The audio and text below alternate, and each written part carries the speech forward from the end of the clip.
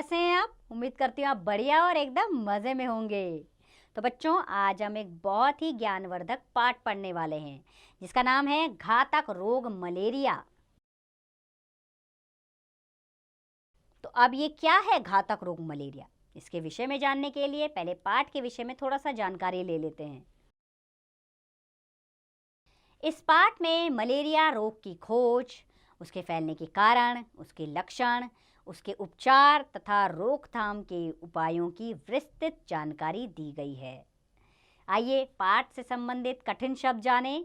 कठिन शब्द हैं इस पाठ में आने वाले: अस्पताल, डॉक्टर, पश्चात, गड्ढे, एकत्र, संपर्क, मच्छरदानी और लापरवाही। अब इन कठिन शब्दों को हम इस पाठ में पढ़ेंगे और उनके अर्थों को जानेंगे। तो चलिए अपने पाठ को शुरू करते हैं हम। आज सुधांशु को अचानक बहुत तेज बुखार हो गया। वह आज विद्यालय नहीं जा सका। विद्यालय अर्थात स्कूल नहीं गया। उसके मित्र इसका कारण जानने के लिए उसके घर गए तो उन्हें पता चला कि उसको बुखार हो गया है। उसके पिताजी उसे अस्पताल ले गए हैं। डॉक्टर ने उसे देखते ही कहा कि इसके रक्त की जांच कराओ। रक्त यानी कि इसके खून की जांच कराओ, शायद इसे मलेरिया हो गया है। जांच कराने पर पता चला कि उसे मलेरिया ही है। डॉक्टर ने दवा दी। सुधांशु ठीक हो गया। 3 दिन के पश्चात वह विद्यालय आ गया। पश्चात यानी उसके बाद, अर्थात 3 दिन आराम करने के बाद वो विद्यालय आ गया। लेकिन उसके मन में यह प्रश्न उठता रहा कि मलेरिया क्या है। अगले दिन सुधांशु और उसके मित्रों ने मलेरिया के बारे में अध्यापक महोदय से पूछा कि मलेरिया क्या है और यह कैसे फैलता है।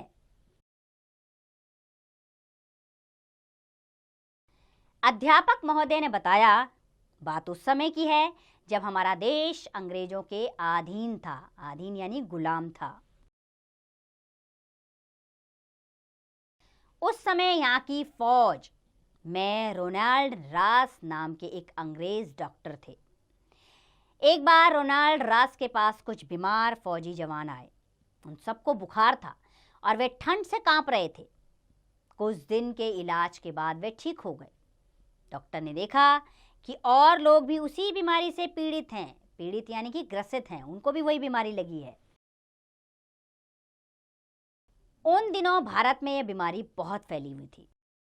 डॉक्टर रोनाल्ड रास ने इस बीमारी के कारणों की खोजबीन शुरू कर दी, अर्थात उन्होंने इसके बारे में जानकारी इकट्ठी करनी शुरू कर दी। किंतु उन्हें सफलता ना मिली। एक दिन डॉक्टर रास घूमते घूमते एक गांव में जा पहुंचे। उस गांव के लोगों से बातचीत करने पर उन्हें पता चला कि गांव में एक भयंकर रोग फैला हुआ है। भयंकर यानी कि बहुत ही भयानक।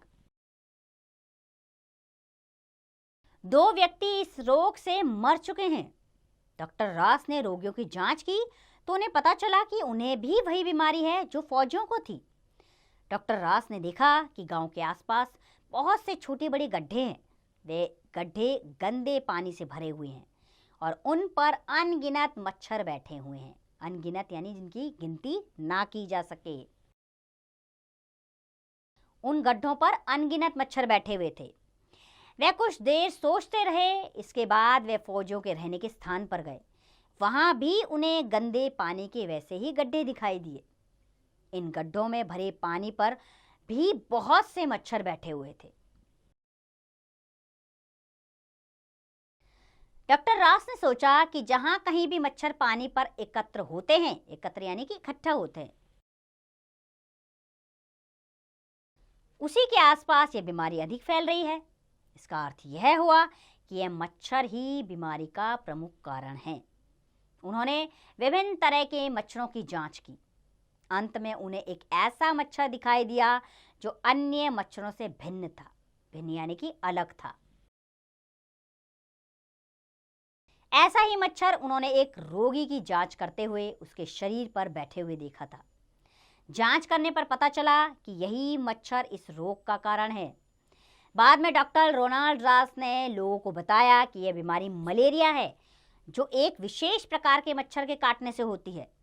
यह मच्छर एक रोगी के शरीर से रक्त चूसकर जब किसी अन्य स्वस्थ व्यक्ति को काटता है तब उसे भी यह बीमारी हो जाती है। यानी कि मच्छर ही ये बीमारी एक व्यक्ति से दूसरे व्यक्ति में फैलाता है। यदि रोग सुधांशु को भी हुआ था। अध्यापक जी ने छात्रों को बताया कि मलेरिया रोग से बचने के लिए मच्छरों से बचना आवश्यक है।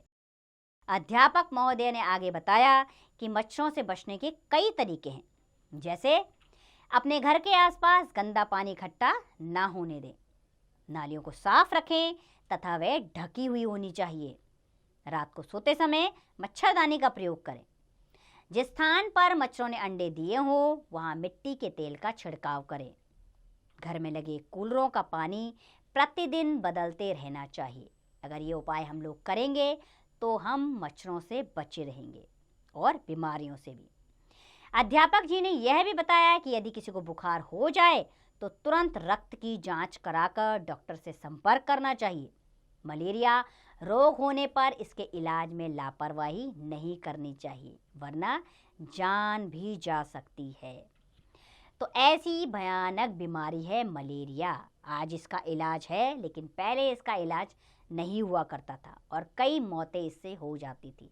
लेकिन फिर भी इलाज होने के बाद भी हमें सावधानी बरतनी चाहिए। बीमार ही क्यों पड़ना जब इसके उपाय हैं। तो आपको भी मलेरिया को रोकथाम के लिए उपाय अपनाने चाहिए और लोगों को भी इसके विषय में सलाह देनी चाहिए कि अपने आसपास पानी इकट्ठा ना होने दें। आप ही नहीं, अपने अड़ोस पड़ोस में भी ये जानकारी आप दें कि अपनी टंकियों को ढक कर रखें, मच्छरदानी का प्रयोग करें और आसपास पानी इकट्ठा ना होने दें।